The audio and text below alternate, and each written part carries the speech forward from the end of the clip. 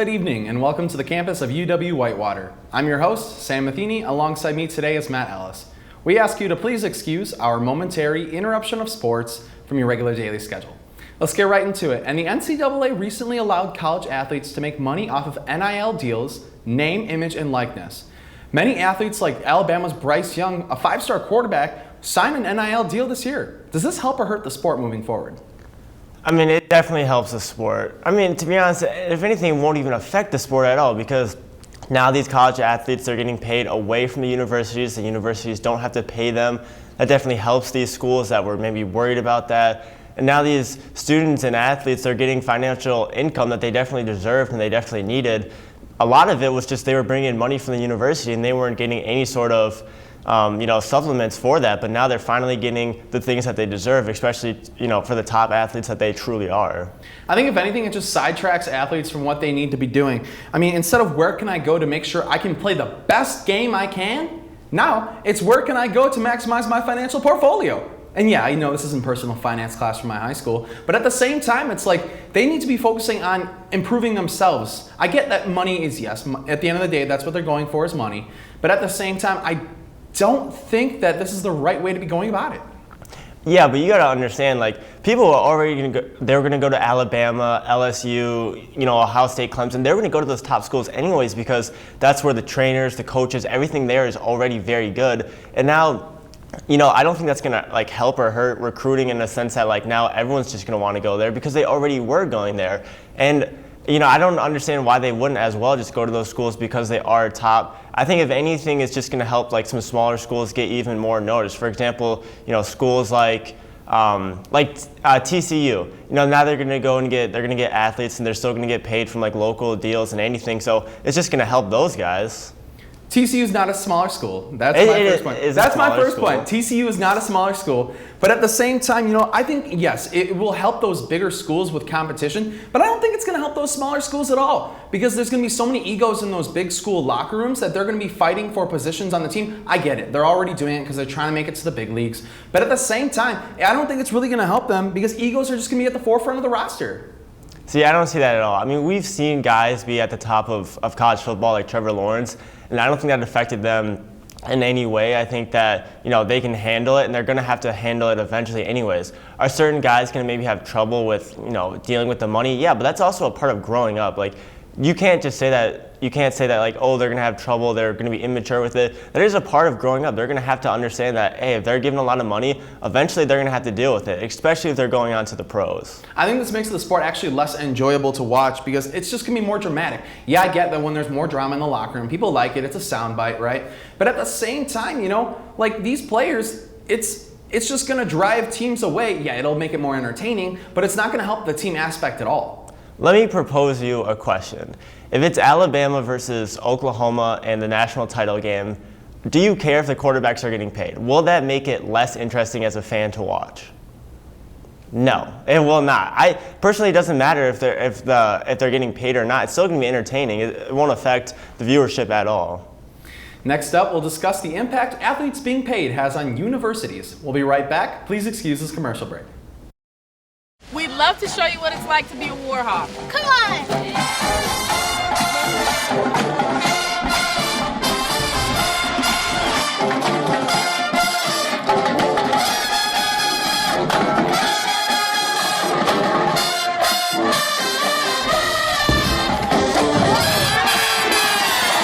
Don't miss out on your chance to be a Warhawk. At UW-Whitewater, You belong here!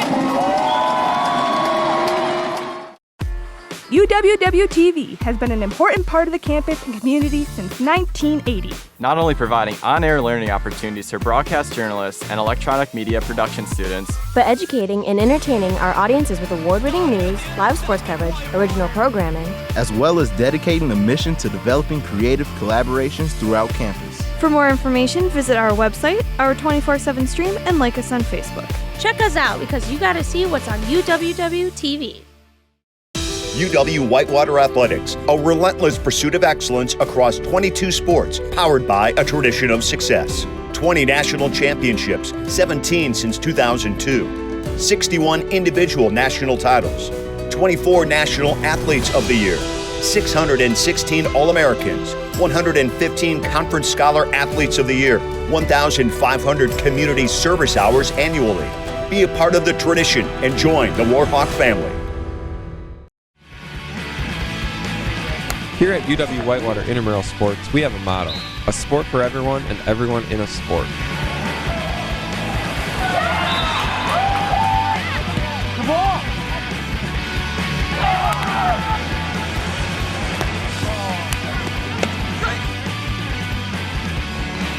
It anyways. Oh, she got that off. They're going to count it. Had a blast. Always have fun at intramurals. Every day we strive to go above and beyond that goal by providing healthy exercise, promoting leisure education, and giving students that competitive atmosphere they are looking for. Yes! Yes!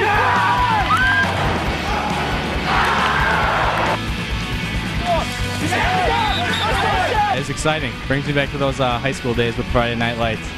With our 25 different intramural sports offered, we guarantee that we have a sport for you. Go to our website and find your sport today.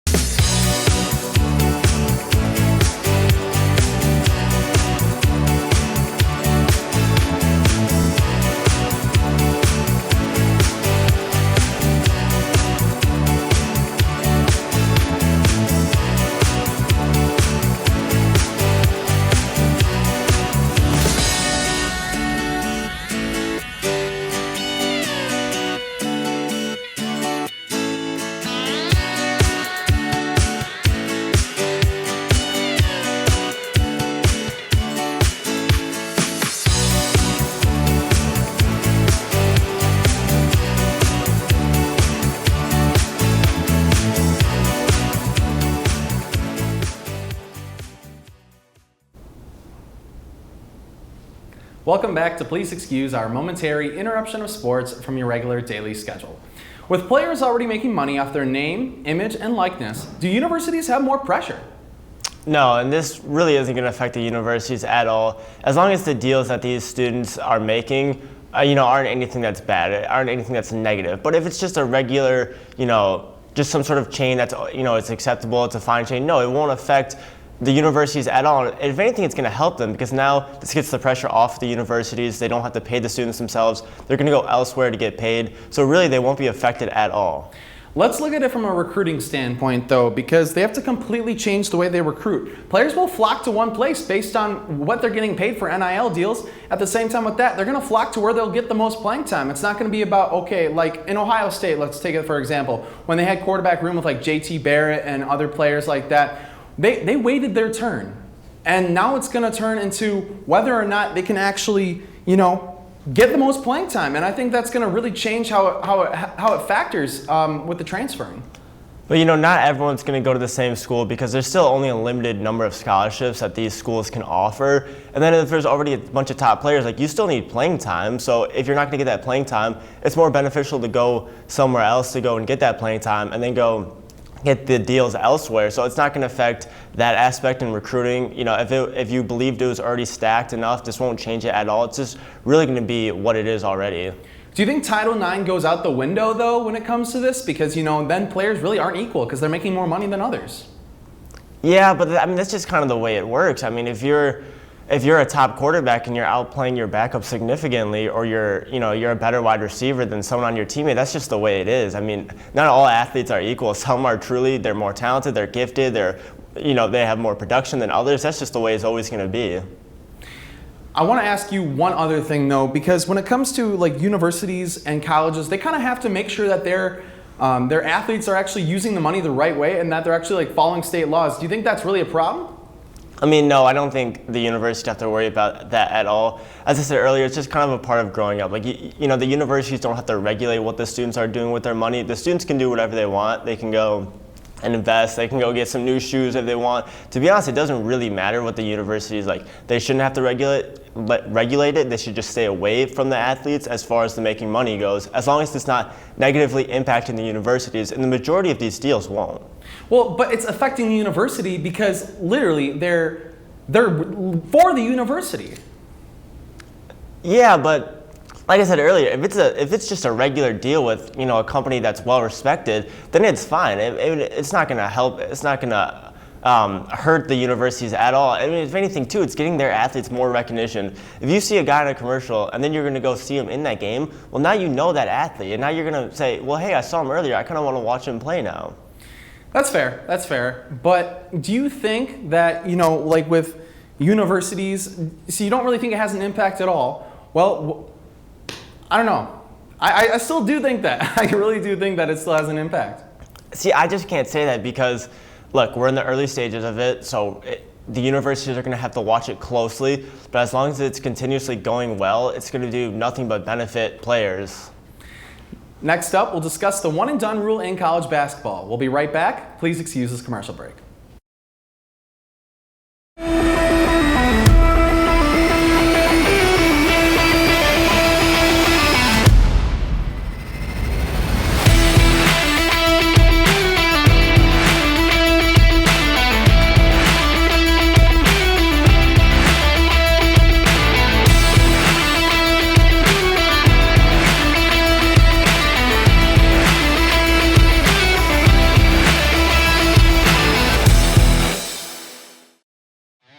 On. Flip them off. 91.7 WSUW. 91.7 is a student-run radio station serving the Whitewater area with a variety of original programs, live sports broadcasting, community events, and more. So turn us on. 91.7 FM. Or stream us live at 917theedge.com. UW Whitewater Athletics, a relentless pursuit of excellence across 22 sports, powered by a tradition of success. 20 national championships, 17 since 2002. 61 individual national titles. 24 National Athletes of the Year. 616 All-Americans. 115 Conference Scholar Athletes of the Year. 1,500 community service hours annually. Be a part of the tradition and join the Warhawk family. As an Army ROTC cadet at Whitewater, you have the opportunity to develop into a great leader while learning and applying the Army values to your everyday life. Within ROTC, you have the chance to travel overseas in the CULP program to train with other militaries, attend many elite Army schools such as Airborne and Combat Diver, and you have the opportunity to attend conferences and guest lectures by some of the Army's top-ranking officers. Our Warhawk cadets participate in many extracurricular activities, Division III sports, Greek life, intramural sports, among many other team building and community service events. Being a cadet at Whitewater is more than just being part of the Army. It's also about being active members in our community and coming together to form a family atmosphere. Anyone who wants to be a part of something bigger than themselves while developing themselves professionally should consider UW Whitewater ROTC. To sign up for UW Whitewater ROTC, go to the 4th floor of McCutcheon Hall to room 417.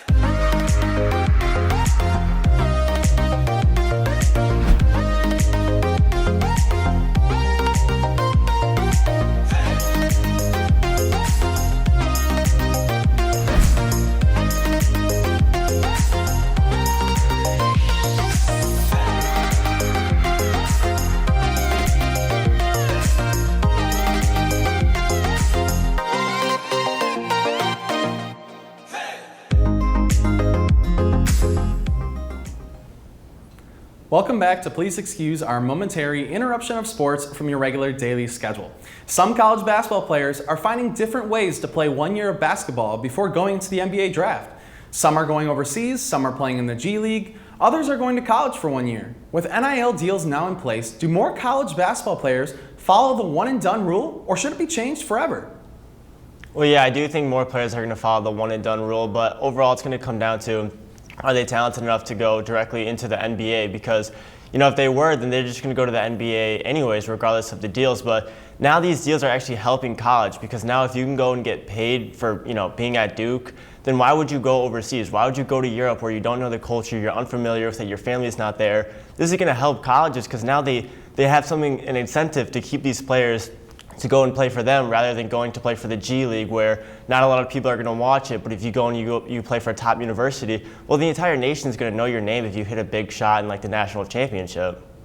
I like that point there, but at the same time, I think the one and done rule should be extended at least 1 more year, because you look at it, 60% of NBA players go bankrupt or are under financial stress after 2 years of being in the NBA.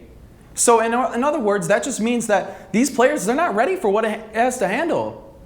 Yeah, but I mean, once again, that's just kind of something that you have to learn. Look, some people are better with money. Some people know the right things to do with their money, but that's not on anybody else. That's on what that individual is doing with their money. Now, this is only going to help these players because, look, if they were to be extended and they had to play more time, what's the point of that? You know, we know Zion Williamson probably could have played directly out of high school. LeBron James did it. And LeBron was fantastic as a rookie. These players can play right away. They can play directly out of high school. Some of them could probably even play as seniors. Now, we shouldn't get that far ahead of ourselves, but these guys can play now. And if anything, we should just take the one and done rule, throw it away, let these high school athletes come directly into the NBA where we've seen them play, we've seen them perform directly. I mean, how many times do we have to watch a top guy go play for college, dominate it, and then go into the NBA? Not all of them transfer directly, like not all their skill sets transfer. Some of them are busts, some of them aren't good, but the point is a lot of these guys can play, and there's no point in just watching them go overseas, watching them go play at a random college. Let them go to the NBA right away.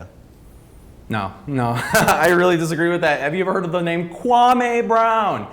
Kwame Brown was not ready to go to the league. We have other players like Greg Oden. Yeah, I get he was injured for the first 3 years of his career and ended up going out. I still don't think these players are ready though. Look, if they go to the G League, I think that's fine because they're not wasting the money of those universities. Because you're not really wasting it. You're worrying about personal development and stuff like that. So that's why I think, you know, it should either be extended or they should just go to the G League altogether.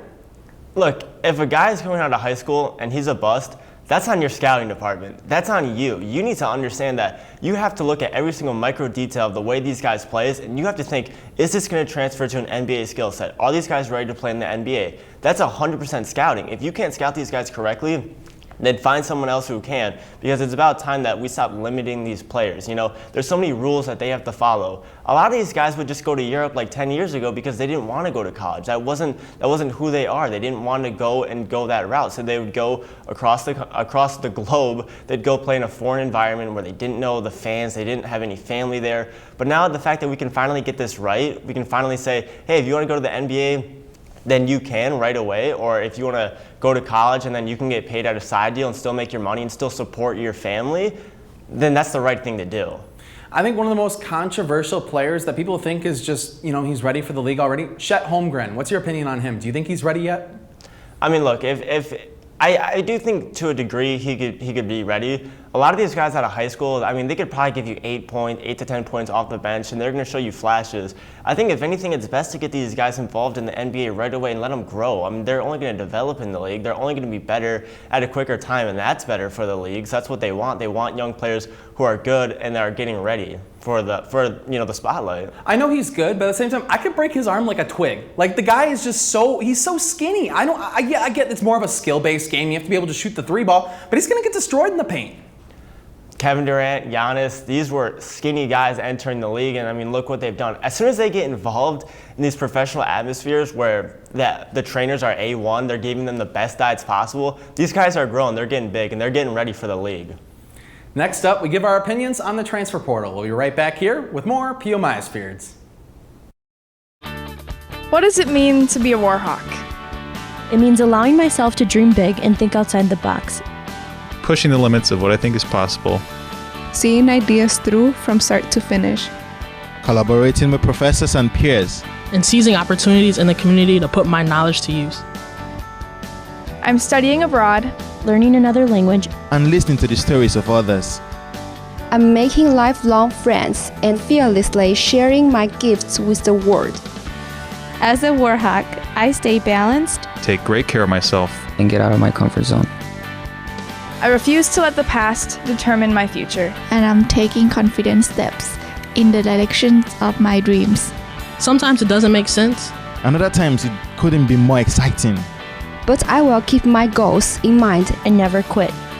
Because that's the Warhawk way.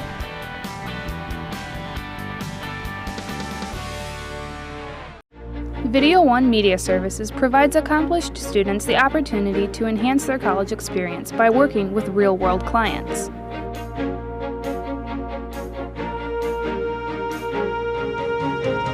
In addition, we provide clients local and affordable video options to better enhance their media needs. For more information on how Video One Media Services can help you with your next media project, email or call our office at 262-472-5659. UW Whitewater Athletics, a relentless pursuit of excellence across 22 sports, powered by a tradition of success. 20 national championships, 17 since 2002. 61 individual national titles.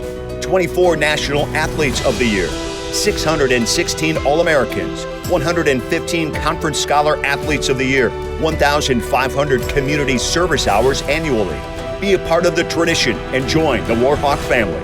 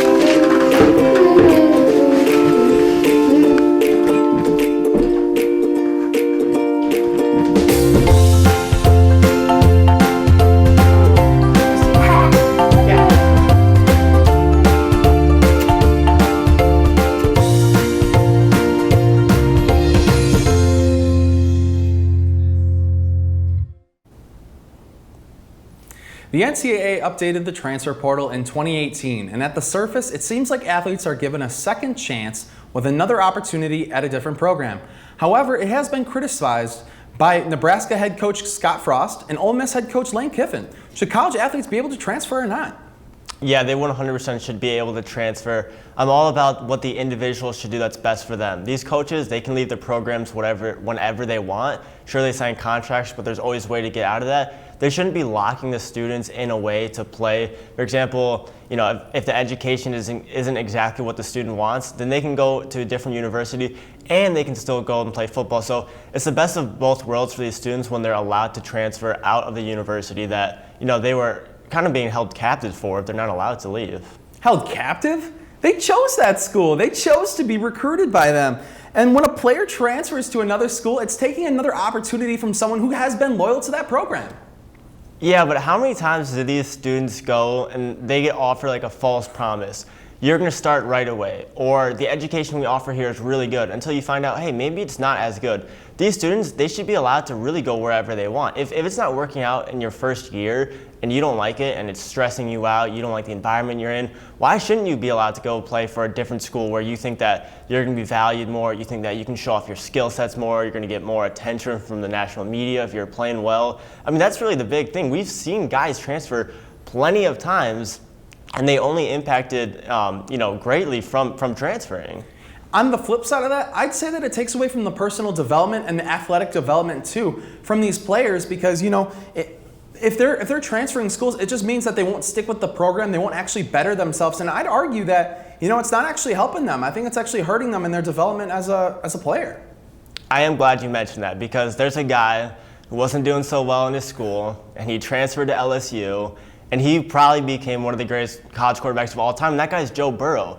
He went from Ohio State to LSU, and like almost overnight, the guy was amazing, and he developed greatly in that program. He became the #1 overall pick because he transferred to LSU, and that only impacted him, in the best way possible. That's why you have to let these guys leave. I mean, look, if it's not working out there, the university's got to find ways to replace them. But these transfer guys, they got to go to wherever it's going to benefit them. I'd agree with that. Some players, it takes them a little bit to find out exactly where they want to be and what the best fit is for them. But at the same time, I want to ask you about Jalen Hurts. He was at Alabama. He then transferred to Oklahoma. Do you think he should have stayed at Alabama, or do you think Oklahoma was the best fit for him? I mean, it was clear that Alabama wanted Tua as their starter. What he came in and did in that national championship, taking that sack and then throwing a deep ball to go and win the national championship, it was clear that Alabama wanted Tua as their guy. And Jalen Hurts did what he needed to do. He went to Oklahoma, that he got drafted as a second-round pick, and now, he's doing big things in the NFL. And that'll do it for us here tonight. Thanks for watching, and tune in next time to hear more hot takes all around the world of sports. This has been Please Excuse Our Momentary Interruption of Sports from your regular daily schedule on UWW-TV.